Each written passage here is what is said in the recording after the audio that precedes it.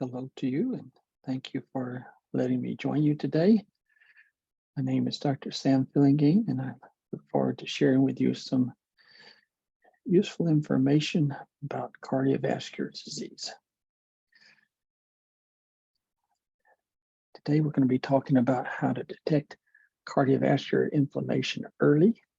This is by way of a new device called a multifunctional cardiogram.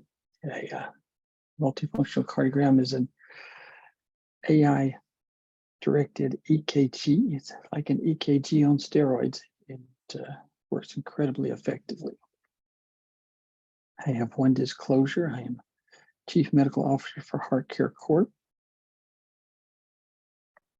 I want to go over several objectives with you. I hope today to accomplish these objectives in our conversation. Now, the multifunctional cardiogram is a device that picks up cardiovascular disease earlier. I want to explain to you what it is and exactly how it works and how it came to be. I also like to discuss how cardiovascular disease goes undetected and how the use of devices like the MCG should help us detect cardiovascular disease much earlier and with much more accuracy. I want to talk about how cardiovascular disease relates to inflammation and how that controlling that inflammation can make an impact on your patient outcomes. There are actually 10 disease states that create cardiovascular inflammation, the bulk of it. We're going to discuss the 10 disease states and briefly discuss things that you can do that might help. And lastly, I want you to become familiar with the MCG report and what they look like and how to do a basic interpretation. Now, multifunctional cardiogram is an EKG that's been about development over the last 20 plus years. It uses artificial intelligence. You're hearing a lot about artificial intelligence in all walks of life now, and it's not surprising that you're going to hear about it with the MCG and various things in medicine. There's a 100,000 patient cardiovascular database that's helped us test this product and define these different parameters that we're going to discuss that this machine can see. In the development of this product, Dr. Joseph Chen, the inventor, used 6 nonlinear mathematical equations and 168 electrical data points to actually point us toward the ultimate information that we receive. There's about 26 things it's going to tell us about the heart, most of which we've never had access to before at this level. Your usual EKG machine works on the time domain, and that has a certain amount of restrictions, a certain number of things it's incapable of doing. But by using advanced signal processing techniques and using the frequency domain, MCG is able to see things that we've never seen before. It's a huge program. In fact, it's so massive, it's larger than the software program written to develop Google. I can only imagine how big the Google platform is. And if you imagine even bigger, that's what we've done here with the multifunctional cardiogram. So there's 26 areas of the heart that we're going to be able to see from this recording. And I think you're going to be amazed at the amount of information that you can glean from this one 10-minute test that can be done literally anywhere, in your office, on the field, in an ambulance, in the hospital, ER, almost anywhere where you have Wi-Fi and electricity. Now, the MCG can detect numerous things we've not seen before. The first one of those things being early coronary disease. Most of the time, our present day solutions are to detect coronary disease when it gets in the more advanced stages, but this particular device is going to pick it up when it's in the early stages. And so I believe that's going to help us immensely take care of our patients, because now we get more time to work with them before they get into critical disease state areas. And certainly by catching them earlier, we can begin doing the things necessary to reverse disease and stop them from ever having an event, if we'll be proactive. The MCG is capable of picking up unstable plaque. The number one reason people have heart attacks is plaque that is in the 30 to 50% range, but it's unstable. And when that plaque becomes unstable, it will eventually rupture, and that rupture causes a clot. The clot causes 100% occlusion. Some patients think that heart attacks just occur from 100% blockage, but nothing could be further from the truth.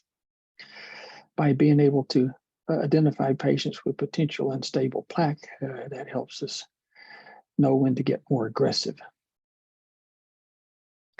This device gives a simple score that allows physicians and patients alike to understand the score and what to do with it. A score of 0 means there's no disease. A score of 22 is the actual worst possible disease. Anything over 4 is considered bad. So we want to be watching out for patients as they get higher numbers year to year to year, especially once they get over 4. The MCG can pick up small vessel coronary disease or microvascular disease, and we've never had a device to do that before. So the fact that the MCG can pick up the small vessel disease will help us pick up the major part of female heart disease. 49% of women have small vessel disease before they get large vessel disease. 15% of men do the same thing. So now we're going to be able to pick it up in this simplified fashion. And once we can identify that, we should be able to have much better outcomes for these patients. These patients that have small vessel disease go on to have advanced small vessel disease that ultimately leads them to develop severe fatigue and shortness of breath. This often takes 6 to 8 years in development, and then they get seen for a heart cath or CTA of the heart, only to find no blockage in any of the large vessel, and that falsely leads us to believe this patient is okay. Usually about 6 months later, something has caused them to flip a switch and they go from 0% blockage in their large vessels to 100% blockage in one or more vessels, and that creates problems for these unfortunate women and occasional men that have small vessel coronary disease. The MCG helps us detect patients that have stiffening hearts that are developing. These stiffening hearts can go through the cardiomyopathy pathway or the ventricular hypertrophy pathway, and whichever pathway they're going through, it will help us to detect them. We can also see when patients have the potential to develop dangerous heart rhythm disturbances, such as atrial fibrillation or ventricular fibrillation. Certain advantages to knowing when they're going into these rhythm states, so we can, 1, try to do something to avoid it. Number 2, if we can't avoid it, in the case of ventricular fibrillation, we can put an intracardiac defibrillator in before the patient gets in trouble. The MCG is going to help us with preoperative clearances. Historically, we did histories and physicals and blood work and nuclear stress testing and the likes, and we did, with the very best of our information, made the best possible estimate of whether the patient would do well for the surgery at hand. However, with the multifunctional cardiogram, we can see things we've never seen before, such as the ability to have a rhythm disturbance, such as the weakening of a heart, such as small vessel disease. So with this added information, we should be able to make much better estimations of preoperative clearances, whether the patient will be safe or not. Obviously, a device that can do this information and get it within 10 minutes is going to be valuable in the emergency room. When patients present with chest pain, the quicker we can sort out which ones need to go to the cath labs and which ones don't is vital to what we're trying to do for that patient.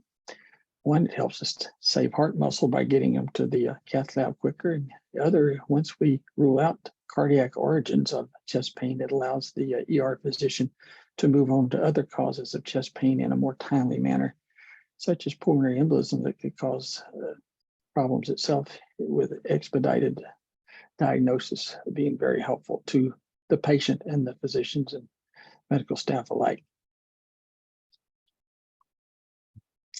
In summary, these patients, with the help of the multifunctional cardiogram, have the ability to pick up coronary disease early, detect plaque instability, They've got a simple scoring system that they can use from year to year to year. I anticipate they'll be using these scores on yearly physical exams. It's going to help us pick up small vessel disease or microvascular coronary disease that's so common in women and happens in about 15% of men. We're going to be able to detect heart stiffening before a person develops heart failure clinically. That way we can possibly do things to avoid them ever becoming clinically in heart failure. Imagine the quality of life savings as well as the quantity of savings and the cost savings just of avoiding this developing heart failure for so many patients. It will help us to see who has dangerous heart rhythms on the way, and we can take actions to try to avoid those heart rhythms, as well as do things to protect the patient, such as an intracardiac defibrillator if ventricular fibrillation is on the way. Helps with preoperative clearances and speeds up chest pain evaluations. I put these additional slides there in case you wanted to review this particular presentation. Sometimes slides presented in a different way help you understand it better. The overall accuracy of the MCG is greater than 90%, with a greater than 90% sensitivity and specificity.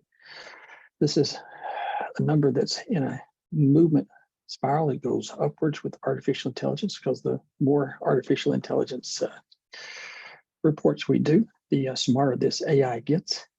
The negative predictive values have been absolutely amazing in some studies, as high as 100% if you use the right cutoff number of 4.0 or below. As stated before, the sensitivities and specificities are now approaching over 90%. These are some of the studies that showed that and how it compared with SPECT imaging in one study. It doesn't matter which device that you're using to compare to multifunctional cardiogram, it appears equally as good, if not better, than all of them in almost every category. And this is only in the way they compare for coronary ischemia. When you actually truly compare the multifunctional cardiogram to these other devices and consider all the other things that this device looks at other than coronary issues, such as heart stiffening, rhythm disturbance, mitochondrial dysfunction, and the likes, obviously the machine has other extremely valuable assets that these other machines do not possess. So it's an amazing breakthrough in cardiovascular disease in our workups and care of these very important people. When you compare the accuracy of MCG next to coronary angiography, it stands in reports rather well. When you consider that the MCG sees things that you can't see on coronary angiography, such as small vessel disease, the accuracy is even more impressive. I put this slide here to let you see the various peer-reviewed publications that are publicized so far. There are more coming in the days ahead, so keep a watch out for those. I see the MCG testing quickly being adapted in several scenarios. Certainly in the clinic, we're going to be setting these up anywhere you have an EKG machine, you'll have a multifunctional cardiogram machine. I see this replacing electrocardiogram completely in the next 10 years. When you consider the amount of information you can get on a yearly physical, this device is priceless. If a person is 30 years of age or older and they come in for their yearly physical, you could do a multifunctional cardiogram and add that to the other things that you've been doing historically and get lots of information that will allow you to take much better care of their cardiovascular health. In the ER, as stated earlier, we're going to get answers in 10 minutes. We'll know if we need to move that patient to the cath lab within 10 minutes. When you can move that fast, you can basically just save a lot of heart muscle, save a lot of lives. And that's certainly going to be an exciting concept for most ERs.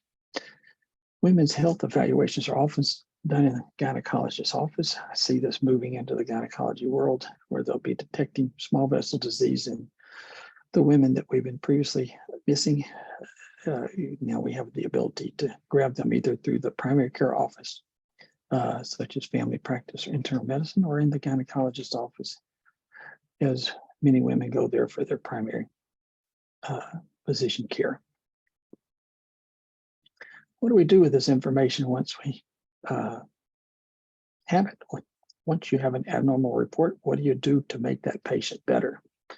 Well, in my opinion, the most important thing you can do is know that there are 10 cardiovascular inflammatory disease states that contribute inflammation to the circulation that cause problems. Now, it's the inflammation that gets in your blood vessel and causes problems. Once that inflammation penetrates the endothelial wall, it sits in the back of the lining and it secretes a chemical. That chemical is called a chemokine, and the chemokine is what attracts the LDL to enter into the blood vessel, dump its cholesterol, and then leave the blood vessel, only to go back to the liver and pick up more cholesterol. So we're going to have to be very diligent about controlling the inflammation. The one who controls the inflammation wins.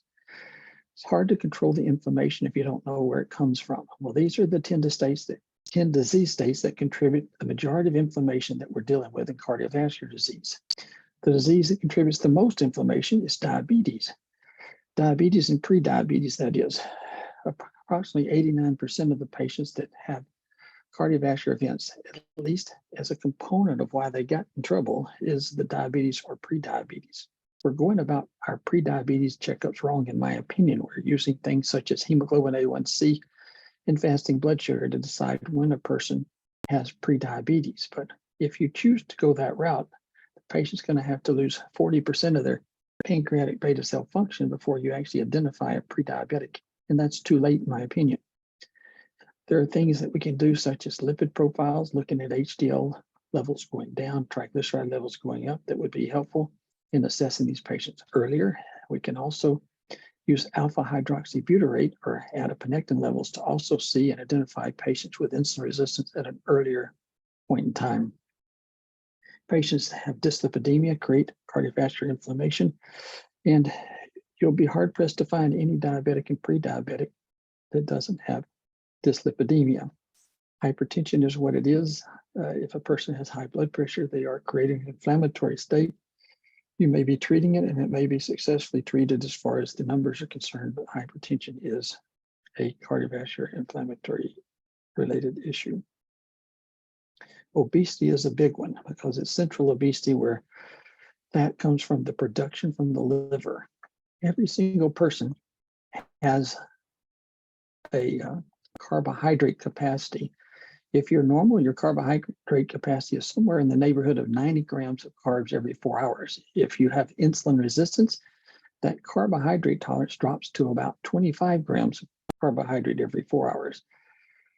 Once you have these levels and you know what they are, you can begin challenging your patient to stay under these levels so they don't flip the switch, because every time you cross the carbohydrate tolerance, your liver is manufacturing bad fats and bad inflammatory factors for 4 days. It takes 4 days for a person to overcome one food disturbance. Imagine if a person eats a bad breakfast, lunch, and supper that's just mildly over their tolerance levels, how much trouble that can cause for cardiovascular inflammation, with a 4-day penalty for each time they overstep their boundaries. Sleep disturbances are very common. About 8% of the population has sleep apnea. A number of people nowadays have shift work sleep disorder.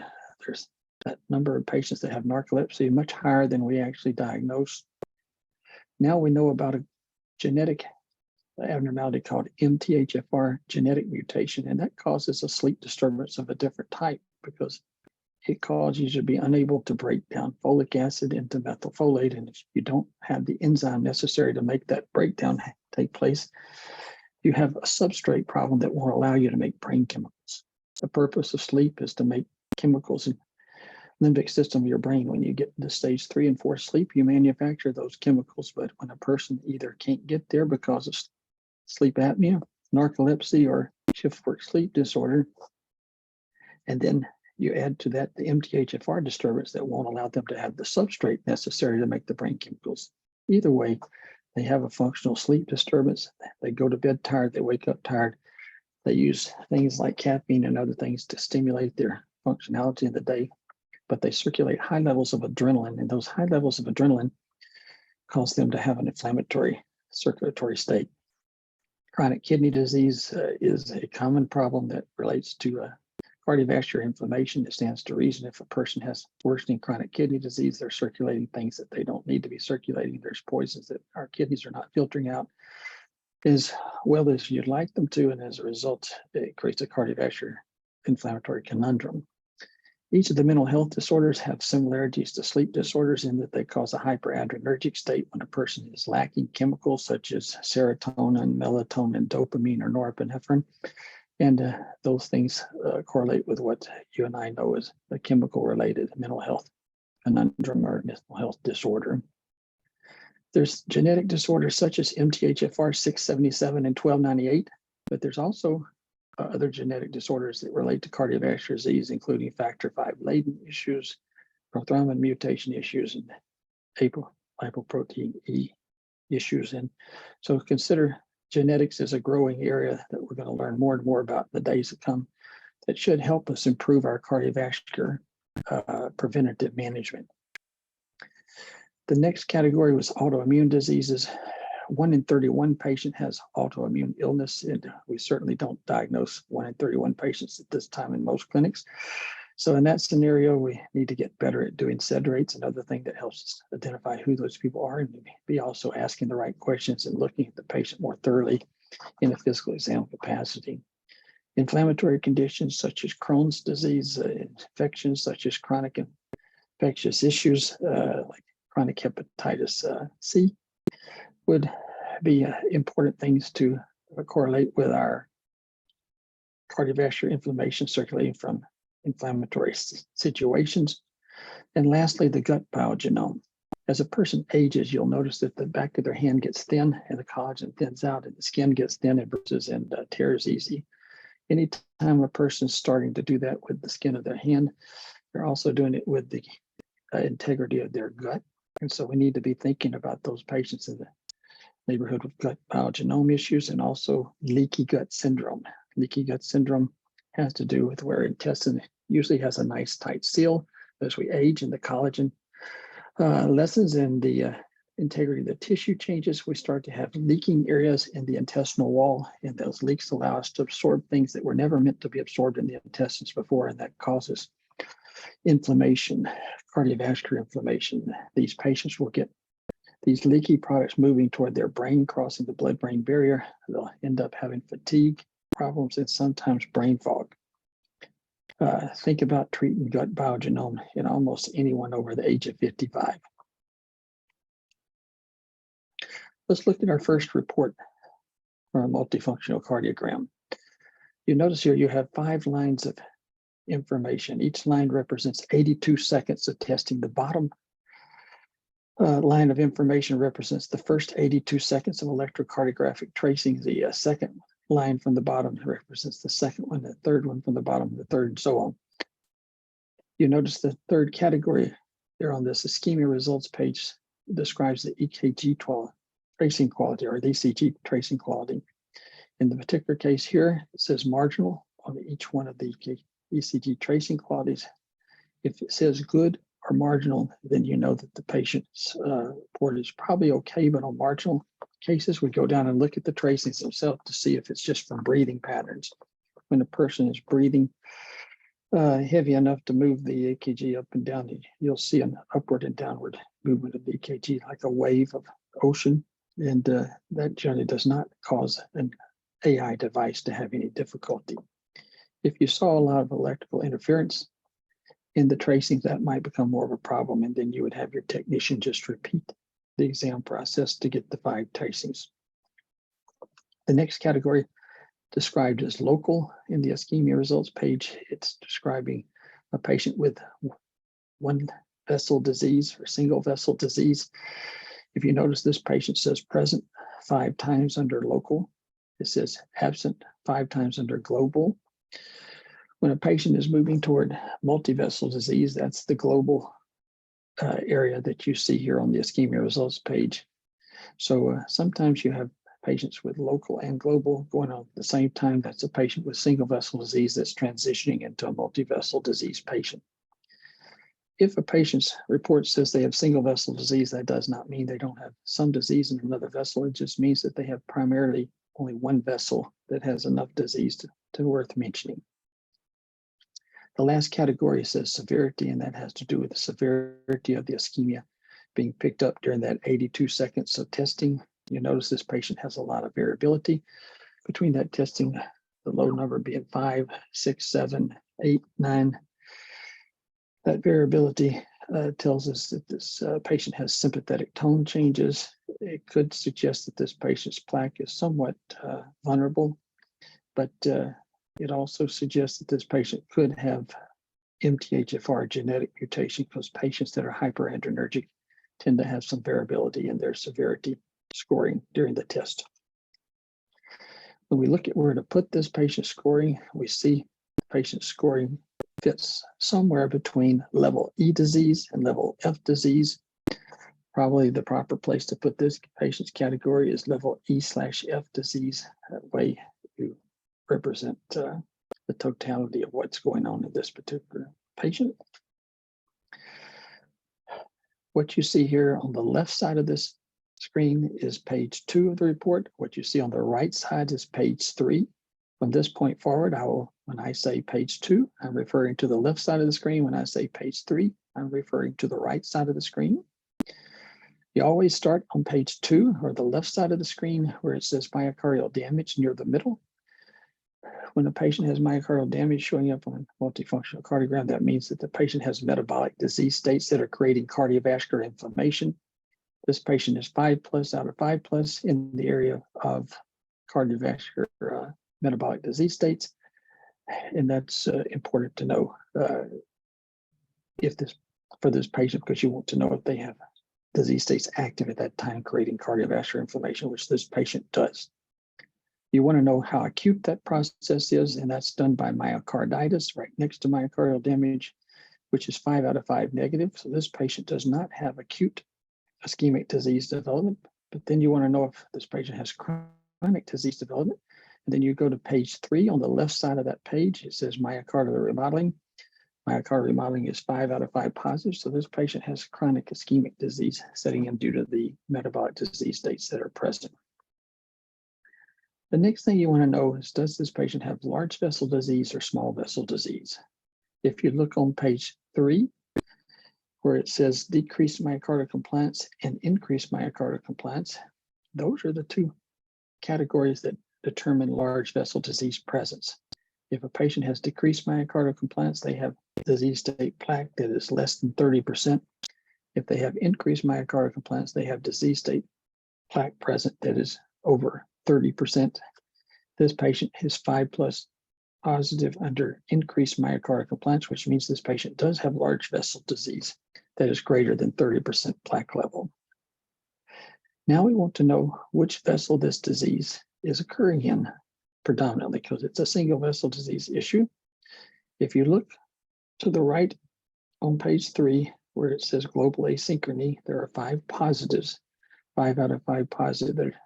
When you look above at the category of global asynchrony, the caret is pointing toward V5.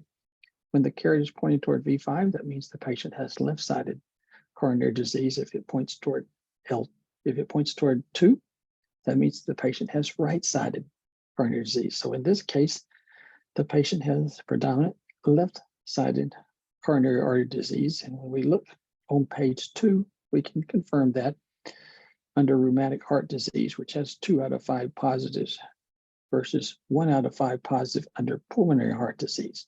The category of pulmonary heart disease relates to right-sided heart disease. So rheumatic heart disease, left-sided disease, pulmonary heart disease, right-sided coronary disease, this patient has more disease in the left-sided vessels, which is a more serious involvement. The next thing we want to know is on page 2 near the right. We're interested if the patient has a congenital heart disease apparent, and this patient shows 5 out of 5 positives under congenital heart disease, which means this patient does have a congenital heart defect of undetermined significance. The next thing you want to know is, does this patient have problems with heart stiffening? We can see that this patient does have heart stiffening. And you look at the left side of page 2 and the right side of page 2, where it says cardiomyopathy and ventricular hypertrophy. The patient is 5 out of 5 positive under cardiomyopathy and 0 out of 5 positive under ventricular hypertrophy. So this patient has definite heart stiffening through the cardiomyopathy pathway. The next question we asked, does this patient have mitochondrial dysfunction? That answer is on page 3. If you look on the right side where page 3 exists, you look under decreased ejection fraction, there is 5 out of 5 positive. You look under acute power failure, it is 2 out of 5 positive. That means this patient has 7 out of 10 findings positive for mitochondrial dysfunction. If you think about it, a heart that works 24 hours a day, 7 days a week, and requires energy for its pumping action, if this patient has mitochondrial dysfunction, that is a big deal. Even 1 out of 10 being positive is a big deal. So 7 out of 10 is a rather severely big deal. And this patient needs treatment in that regard. In my opinion, the number one issue tied in with this mitochondrial dysfunction is the MTHFR genetic mutation, and that needs to be tested for the 677 mutation and the 1298 mutation. If this patient has thyroid disease, such as hypothyroidism or Hashimoto's thyroiditis, that could also cause this problem with mitochondrial dysfunction. So the genetic testing for MTHFR, 677, and 1298, as well as the TSH level, should be done anytime you have mitochondrial dysfunction. The next thing that we're looking at is, does this patient have a dangerous heart rhythm disturbance in potential? And we look on the second page toward the left, and we see 5 out of 5 positive for incipient ventricular fibrillation. All of the categories that relate to fibrillation have to do with serious categories of potential heart rhythm disturbances. And of course, ventricular fibrillation being the most serious one. So this patient has a rather dangerous risk of developing VFib. Certainly this could be the patient that goes to sleep at night and just doesn't wake up because they have a heart rhythm disturbance during their sleep. So this needs to be observed very closely. If the MTHFR presence is there, sometimes you can get them the right dose of methylfolate, which is usually 15 milligrams daily for the 677, and it's 3 daily for 3 months for the 1298, and then 1 daily thereafter. So that would be a discussion for another time, because we have no time to completely discuss how you handle MTHFR categories. But if you do give them the proper dose of methylfolate, you can make a huge difference in their nitric oxide production, and their adrenaline that circulates will go down. And between the two issues, oftentimes these rhythm disturbances will settle down and go away with just that help. So if they have the MTHFR genetic mutation, treat it quickly and repeat the MCG testing in 3 months to make sure things moved in the right direction. If for some reason the ventricular fibrillation is still showing up at high risk, that patient would then need an intracardiac defibrillator placed.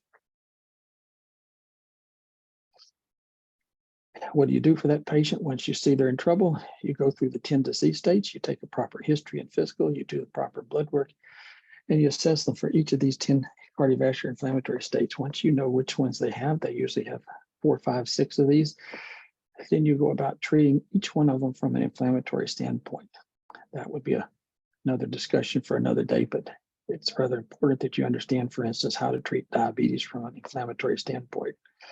You know, how to treat hypertension from an inflammatory standpoint, how to treat these other conditions from an inflammatory standpoint. So you can basically get this patient in a lowered inflammatory status. I will tell you that lowering their carbohydrates in the diet to 25 grams every 4 hours is going to play a big factor in the majority of these patients, because 89% of these patients that have events have it because of prediabetes or diabetes. Intermittent fasting will help many of those patients, especially the ones that are overweight.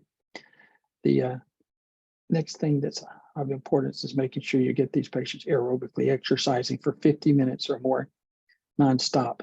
If you're getting their heart rate up to their 70% level, if you're successful in doing that, you can basically remove a large portion of that cardiovascular inflammation for a day. The majority of the inflammation is gone for a day, and it comes back tomorrow, only to have it removed again by exercise done tomorrow and the next day and the next day.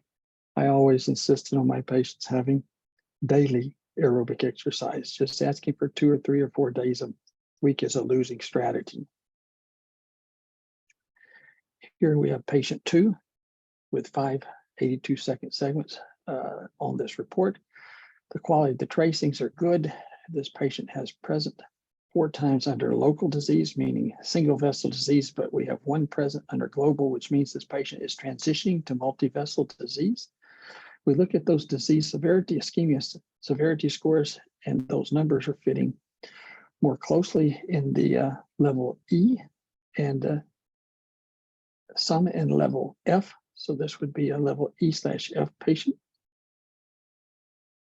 Looking at the 26 criteria, page 2 on the left, page 3 on the right, we see that this patient has myocardial damage on page 2 in the middle. 5 out of 5 possible positives are present under myocardial damage, meaning this patient has metabolic disease states present that create cardiovascular disease. This patient has acute changes for ischemia noted under myocarditis, 2 out of 5, and chronic changes for myocardial ischemia, none, 5 out of 5 under myocardial remodeling on the left side of page 3. Now you want to know if this patient has large vessel disease or small vessel disease. You look under increase and decrease myocardial compliance on page 3 near the left, and you see there's 5 plus out of 5 plus 5 plus out of 5 positives under the increased myocardial compliance. So this patient definitely has large vessel disease, and that plaque is greater than 30% in thickness somewhere on the vessel. Now, what side of vessels are involved in this process? We look at to the right, we see global asynchrony with the caret pointing toward the 2. That means this patient has right-sided coronary disease. We go over to pulmonary heart disease to confirm that.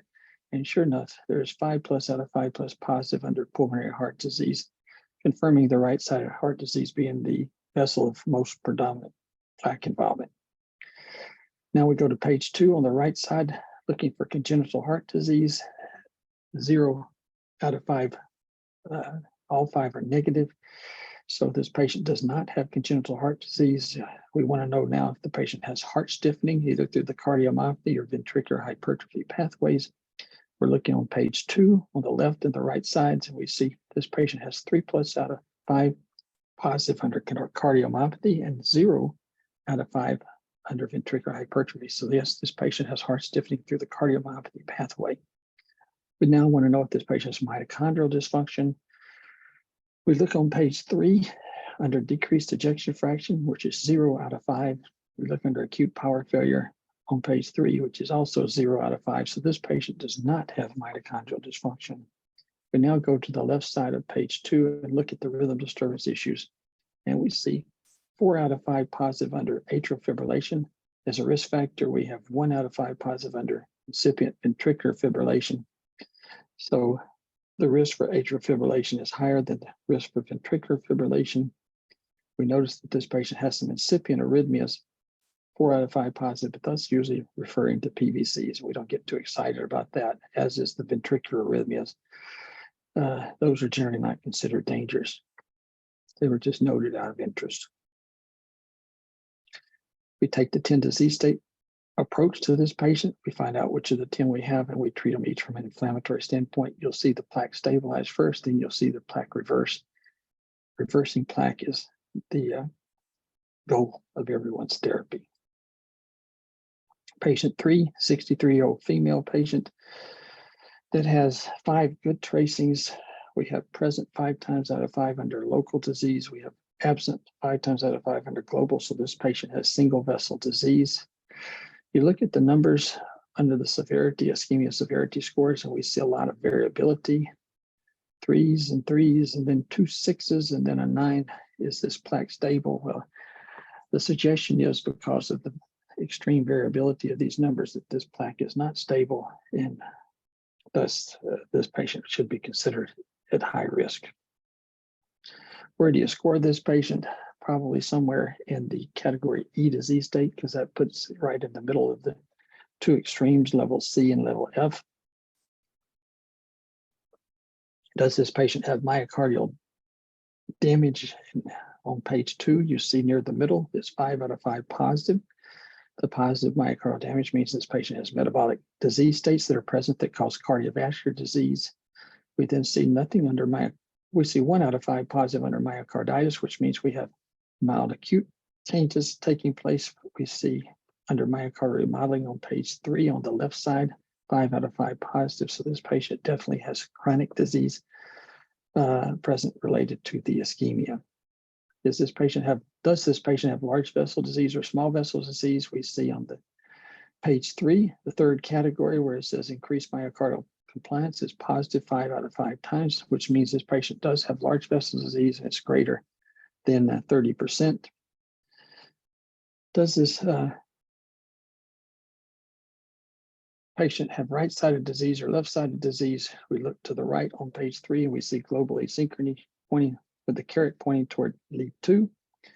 That means this patient has right-sided disease. We look on page 2 near the right side where it says pulmonary heart disease and confirm that it says 5 out of 5 positives under pulmonary heart disease. Does the patient have congenital heart disease? And 2 out of 5 positives under congenital heart disease, which suggests the patient does have a congenital heart defect of undetermined significance. Does the patient have heart stiffening? We see 5 out of 5 positive for cardiomyopathy with 0 out of 5 positive for ventricular hypertrophy. So this patient does have heart stiffening through the cardiomyopathy pathway. Does the patient have mitochondrial dysfunction? And the answer is yes. The patient has 1 out of 5 positive under decreased ejection fraction. That's 0 out of 5 under acute power failure. Just because there's only 1 out of 10 of those values positive under mitochondrial dysfunction, that doesn't mean it's mild or so mild it doesn't involve care. You do need to be treating any level of mitochondrial dysfunction as it's all serious. Does this patient have rhythm disturbance potentials of concern? Look under atrial fibrillation, there's 2 out of 5 positive. So this patient is at risk in the future of developing atrial fibrillation. However, if you fix the mitochondrial dysfunction with the MTHFR issue or thyroid issue, you quite commonly improve the rhythm disturbance situation modestly quickly. You go through the 10 disease states and treat the inflammatory conditions, just like you do in every cardiovascular case. I'm trying to re-emphasize that you always keep going to this list in your head and you'll never overlook something and you'll always treat it in a correct fashion because your target is inflammation. The doctor and the patient who control the inflammation wins. The last patient I'm going to show you a multifunctional cardiogram tracing for is patient 4. This is a 65-year-old female patient, 3 good tracings, 2 marginal tracings that turned out to be acceptable. Under ischemia disease results, we see under local 5 out of 5 are present. Means the patient has single vessel disease. It's absent listed 5 times under global, which means we do not have multi-vessel disease of significance at this time. There's primarily 1 vessel of significance. The severity scores are in the 2.5 to 3 range with 1-4. That puts the patient with low myocardial dysfunction or disease level C as the average placement for where this patient's scores are. The first thing you look at is myocardial damage in the middle of page 2, page 2 being on the left, page 3 being on the right. This patient is 5 out of 5 positive under myocardial damage, meaning there's metabolic disease present and active right now in this patient that's causing cardiovascular inflammation. We look under myocarditis, which is on page 2, just to the right of myocardial damage, and we see 0 out of 5 positive, which means that this ischemic process is not acute. We look under myocardial remodeling on page 3 on the left side, and we see it's 5 out of 5 positive, which means this patient does have a chronic ischemic disease state issue. We, at that point, look to see is this a small vessel disease or large vessel disease, and you look under on page 3 on decreased myocardial compliance and increased myocardial compliance, and it's 5 out of 5 negative for both categories. By default, if this patient does not have large vessel disease, this patient has small vessel disease, which is common for the female patient. In this case, you look to see if it's the right-sided disease or left-sided disease, and you see no global asynchrony. So that part of the report is of no help to us on the disease state side determination. We then look under rheumatic heart disease and pulmonary heart disease, and both say 5 out of 5 positive. So this is one of those rare cases where you really can't tell which one is the side that's most heavily involved because they both list some involvement.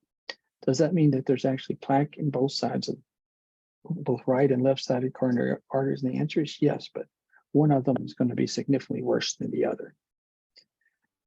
Congenital heart disease, is it present? 2 out of 5 pluses under 5 on page 2 to near the right. So this patient does have some level of congenital heart disease. That could mean something as simple as a bifid aortic valve. It could mean the patient has a ventricular septal defect or an atrial septal defect, but we can't determine the significance, but we do know the machine is picking up on something that suggests the patient has a congenital heart defect. Does the patient have heart stiffening? The answer is yes. Under ventricular hypertrophy, we have 5 out of 5 positive. Under cardiomyopathy, we have 0 out of 5 positive on page 2, left and right. Thus, the patient's heart stiffening is going through the ventricular hypertrophy pathway. Does the patient have mitochondrial dysfunction? The answer is yes. We have 1 out of 5 positive under decreased ejection fraction on page 3 on the 4th category. And then we look to acute power failure. That's in the middle of page 3, 5 out of 5 positive. So this patient has 6 out of 10 positives for mitochondrial dysfunction, which is a moderately severe mitochondrial dysfunction effect. Does this patient have any evidence of potential rhythm disturbances? And the answer is no. Thus, if this patient's having small vessel disease with these numbers, they're not about to have a heart attack at this time, but that level of mitochondrial dysfunction is disturbing, and this level of ventricular hypertrophy is disturbing. So for the sake of developing a worsening failure of this heart function, we need to get that treated quickly. We go through the 10 disease states and address each of them from an inflammatory perspective. We get a low-carb diet, we get the exercise going, we get the MTHFR addressed, we look to see if there's thyroid dysfunction, we look for sleep disturbances, we measure SED rates, and look for other things that might correlate with autoimmune or inflammatory or chronic infectious issues.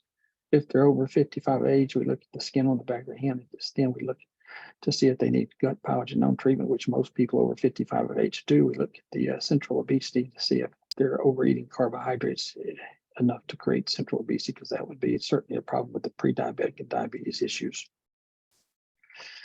Basically, what I'm suggesting to you is that we blend the old with the new to make this work best for the patient. We continue to do that same history and physical that you've always been required to do and do well. We look for the 10 inflammatory disease states and we treat each one from an inflammatory perspective. We get our patients being very careful with carbohydrates, realizing that 25 grams of carbs or under is where each one of our patients should stay every 4 hours. You notice I didn't say every 24 hours, I said every 4 hours, for 25 grams of carbs is their limit. I emphasize aerobic exercise for greater than 50 minutes nonstop daily, trying to get their heart rate up to their 70% level. I then suggest that you consider looking at more advanced laboratory options. I think lipid profiles looking at LDL particle numbers is much more effective than looking at LDL-Cs. You'll still be doing hemoglobin A1Cs and fasting sugars, but don't just stop there. Take it further than that. Get some fasting insulin levels. Look at adiponectin. Look at small dense LDL-Cs, and alpha hydroxybutyrate would be the actually number one thing you can look at to see if a person is pre-diabetic or not, because it shifts rather quickly when a person becomes insulin resistant. Check their inflammatory factors, hsCRPs, fibrinogen levels to see if their exercise is strong enough and fast and often enough. See if their plaque-2 and myeloperoxidase levels are elevated, especially if you see plaque instability suggestions on the patient's MCG. Measure erythrocyte sedimentation rates, or ESRs, in each of your patients as you do blood work, because that help you sometimes pick up a autoimmune case when that SED rate's above 60, because that's a number that is higher than you would usually see with any other condition other than cancer or chronic infections. Check for heart stiffening through NT-proBNPs or galactin-3s. If you saw heart stiffening going in the MCG categories, you might consider looking at HS, high sensitivity cardiac troponin levels as well. I'm of the opinion everybody deserves an MTHFR genetic mutation test. It's a one-time test. Once you know about it, you can take care of them earlier. These patients start having trouble with mental health issues and fatigue by age 25, and they're actually very severe by age 50. My suggestion is we start catching these patients earlier so we don't allow the inflammation from high hyperadrenergic states to disturb these patients' cardiovascular systems. Obviously, they still need CBCs and CMPs. The MCG is going to be a great new tool to add to what we've been doing to improve our early pickup of this disease. You'll be looking at patients' numbers from year to year to year to see if they're getting better or worse. For instance, if last year the patient had an MCG and their score was 1.1 in average, this year they have an MCG, their score is 1.9 in average. That means they went from 1.1 to 1.9, which suggests their cardiovascular disease is actually worse. Then you can tighten up your control status plans of care and then retest them a year later, and hopefully they'll go from 1.9 to a lower number. And that would suggest your plan of care is working. You get more bang for your buck with this MCG. It, on average, only costs about $400 to do it if you just pay cash for the procedure. This procedure does not have a CPT code yet for the procedure, but I anticipate in the next year or two that will indeed happen. But until that happens, it's still less expensive than the copay of a nuclear stress test. We've got to be looking for ways to improve cardiovascular outcomes. There's too many good people dying from cardiovascular disease yearly. 1 out of 4 deaths that we have in the United States is due to heart disease. We have someone experiencing a heart attack every 40 seconds and someone dying from heart-related diseases every 60 seconds. That's just unacceptable. We can certainly do better if we have access to this kind of information. I'm going to encourage you to take on the impossible and make it possible. I know each of us want to be a difference maker, especially in cardiovascular disease, the disease that kills more people than every other disease in the next 4 categories put together, which includes all the cancers known to man put together. Are there any questions?